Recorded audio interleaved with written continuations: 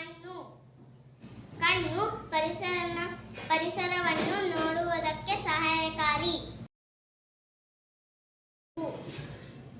ಇದು ಉಸಿರಾಡಲು ಸಹಾಯಕಾರಿಯಾಗಿದೆ. ಬಾಯಿ ಆಹಾರ ಸೇವಿಸಲು ಸಹಾಯಕಾರಿ.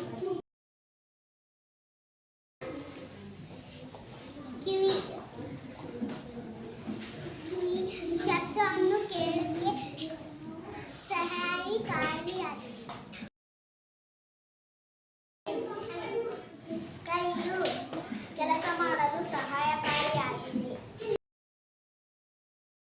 ಕಾಲು ನಡೆದಾಡಲು ಸಹಾಯಕಾರಿಯಾಗಿದೆ. ಹೊಟ್ಟೆ ಆಹಾರವನ್ನು ಸಂಗ್ರಹಿಸಲು.